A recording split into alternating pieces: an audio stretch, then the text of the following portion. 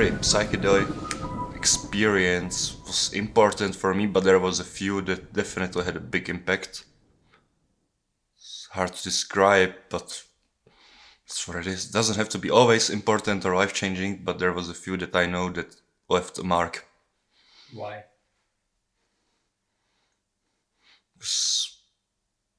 For example, I've saw or felt stuff during that made me change something in the way I was behaving. And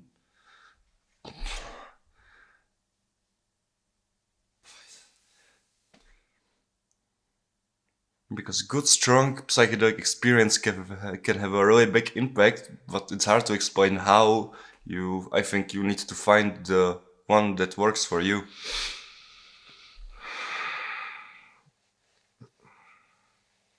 Yeah, I think it's kind of important when you have such experience.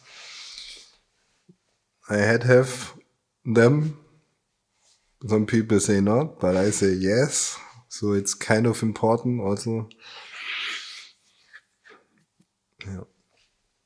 Change your view to see stuff and blah blah blah. So yeah, you have to have it, I think. No comment.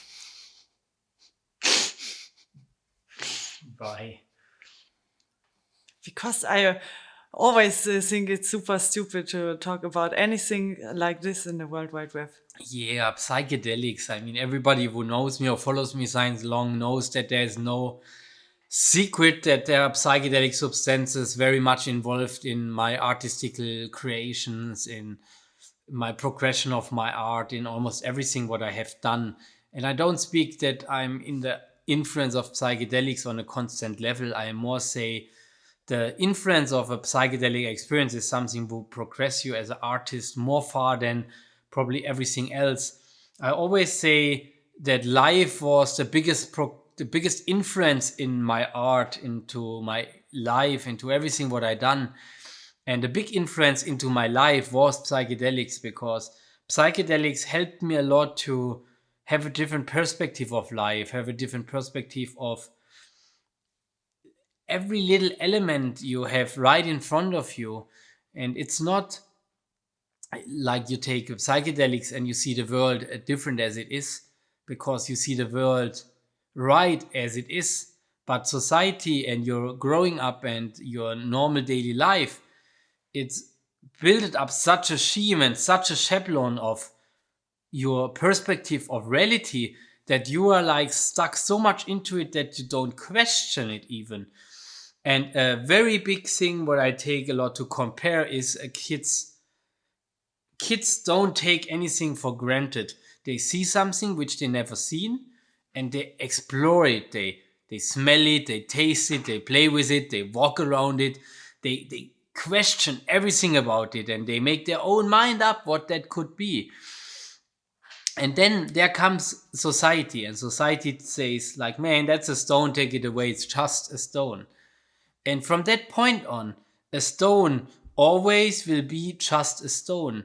And this is so sad, kind of, because a stone can be everything, you know. It can be the biggest inspiration for the biggest artistic, creative, whatever life-changing moment in your life. But in that moment, you give up the idea that something like a stone can be everything. That's the moment you kill so much. And that is such a simple thing what I relearned about psychedelics, that you have to question everything, that you have to rethink everything, review everything, explore everything new. And I don't speak from big things, I speak from the everyday things, everything what is in your life, what is right in front of you. If you sit in a grass and you look at the grass, and I had a very funny conversation not so long ago when I was talking with someone about it, more related to filmmaking. And I say that inspiration is everything. Inspiration is right in front of me. And I sit in the grass and I say, you know, the grass can be a full inspiration to make a film. And he say, come on, how you would want to make a film about growing grass. That's pretty boring. And I tell him like, man, when I would have someone give me 2 million for making a film about growing grass, and I would have 2 years time to think about how I will make a film about growing grass, trust me, you will see, I will make you see grass grown like you never see grass before. And it will change your perspective of grass after, like it never changed. And then he was looking at me like, oh man, you're probably right. And that's the full thing about what the psychedelic life, how I call it, is.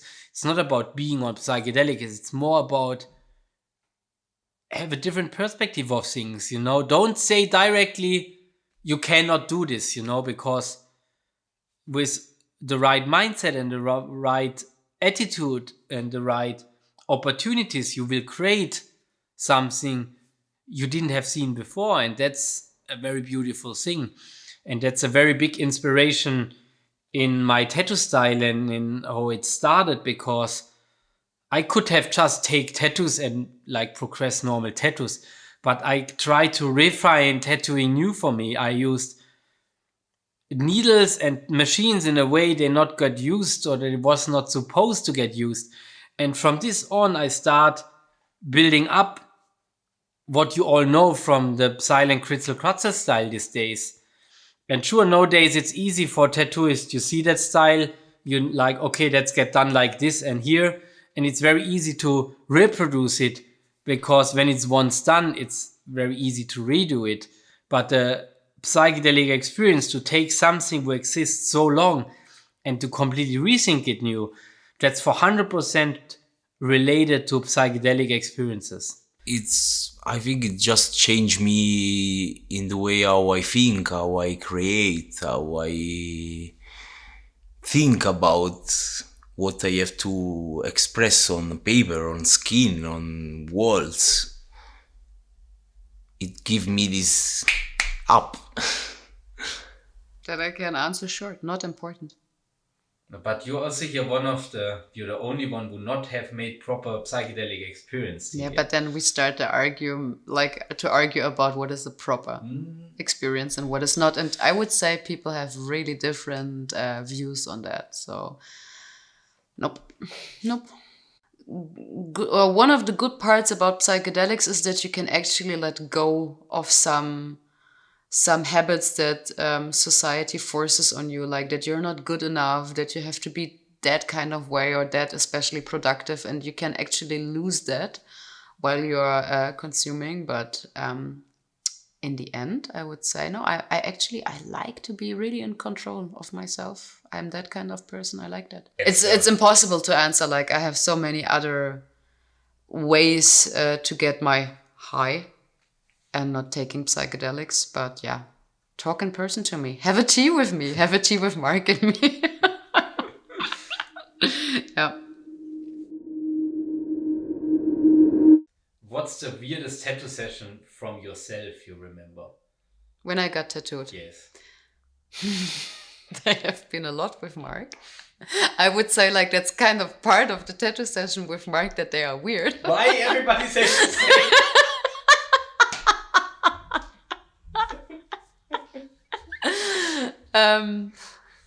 No, I would say the weirdest thing is when I actually went out of the session and I didn't feel completely destroyed. That was like when I get like the first session on my front, I thought like I will die afterwards, but it was kind of okay.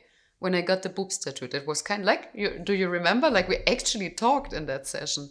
I was not just screaming or like crying in myself. Like we actually talked. Must think always with the boobs they die, but the boobs are like almost for all girls. Yeah, but it went up really high, also over the bone here and a little bit down on the belly, and it was actually, yeah, I had a really good day. But it's very weird, yeah, that I not destroyed you fully. Yeah, you didn't destroy me fully. And of course, like, it's always weird to get your asshole tattooed. Like I would say everybody, my customer, I did that. I saw that the other customers did that and the other guys. Like when you get your asshole tattooed, like, of course, we have this big mirror here next to me. Like everybody's going there. I have to do that. Like everybody's going there and say like, whoa, I have my asshole tattooed.